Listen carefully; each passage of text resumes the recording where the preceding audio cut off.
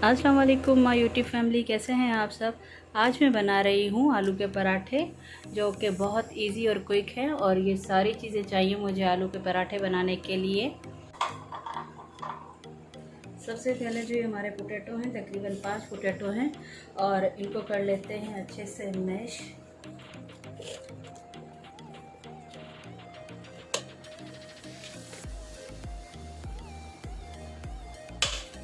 बहुत अच्छी तरह ये मैश हो चुके हैं। और अब हम अगले प्रोसेस की तरफ चलते हैं। और बहुत जल्दी बनने वाले हैं ये पराठे, आप लोग ज़रूर ट्राई कीजिएगा और मुझे बताइएगा कमेंट बॉक्स में कि कैसे बने आप लोगों के पराठे। तो ये बिल्कुल मैश हो गए हैं ऐसे।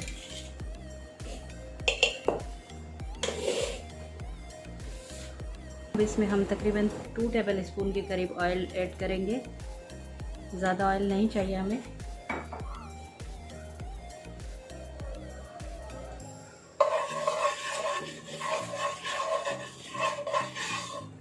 और उसके बाद मैंने तकरीबन 2 मीडियम प्याज जो है उनको चॉप कर लिया बारीक सा। प्याज को जस्ट हम थोड़ा सा सौते करेंगे, इसको बिल्कुल ब्राउन नहीं करना, बस थोड़ा सा पकाएंगे इसको।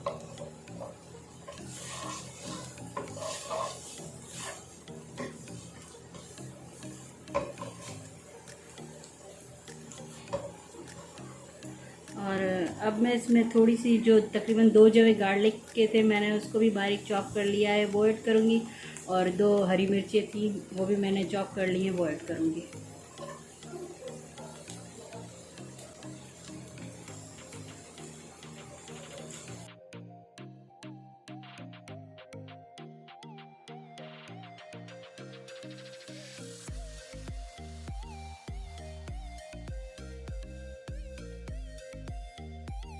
इसको ब्राउन नहीं किया, तो अब हम इसमें ऐड कर देंगे ज़ीरा।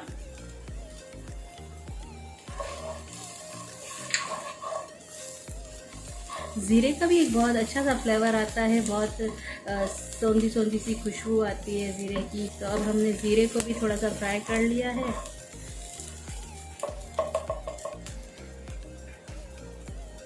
और अब मैं इसमें ऐड करूँगी तकरीबन 1 टीस्पून जो है वो नमक है, और 2 या 3 पिंच जो है वो हल्दी है, और 1.5 टीस्पून जो है वो, मतलब तकरीबन 1 टेबल स्पून के करीब मैंने लाल मिर्ची दरदरी, ठीक है, ये ऐड करेंगे।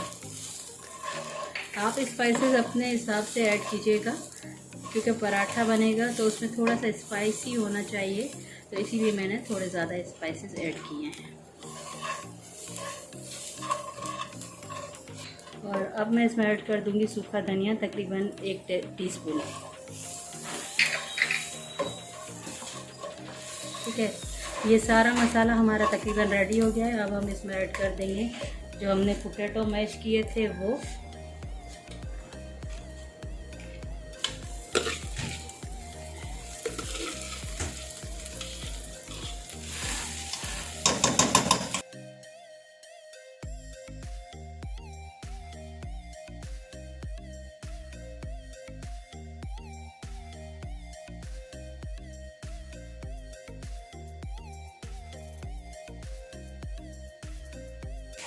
और मैंने अच्छी तरह से मिक्स कर लिया है। और अब हम इसमें करेंगे 1 लेमन जूस ऐड, 1 लेमन का जूस। लेमन जूस ऐड करने के बाद अब हम इसमें ऐड कर देते हैं हरा धनिया।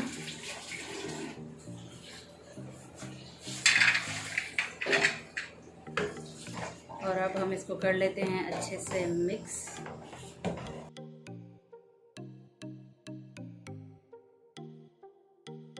हमारा जो पोटैटो का मसाला है वो बिल्कुल बनके एकदम रेडी हो गया है। और अब हम इसको कर लेते हैं ठंडा, क्योंकि गरम गरम के पराठे नहीं बनाएंगे, ठंडा करके फिर बनाएंगे। अच्छा जी, तो यहाँ मेरी सिस्टर जो है वो मेरी हेल्प करेंगी पराठा बनाने में। तो उन्होंने जो है वो गूंदा हुआ आटा जो है वो, जैसे आम रोटी का हम आटा गूंदते हैं, वही आटा लिया, और उसके ना क्या नाम है 2 छोटे छोटे से पेड़े बना लिए तकरीबन इस साइज़ के। और आप चाहें तो जिस साइज़ के भी बना लें। तो अब छोटी छोटी सी रोटियां बेलेंगे, और मतलब दोनों पेड़ों के अच्छे से रोटी बेल लेंगे। और ऐसे करके साइड पे एक रोटी रख दी और दूसरी रोटी जो है वो भी बेल लिए। और उसके ऊपर जो हमारा आलू का जो मसाला है वो ठंडा हो गया है, तो अब मेरी सिस्टर जो है वो उसको अच्छे से इसके ऊपर फैला देगी। और उसके बाद जो है वो जो दूसरी रोटी हमने पका के साइड पे रखी है, तो अब हम उसको इसके ऊपर रख देंगे और इसको कर लेंगे अच्छे से कवर।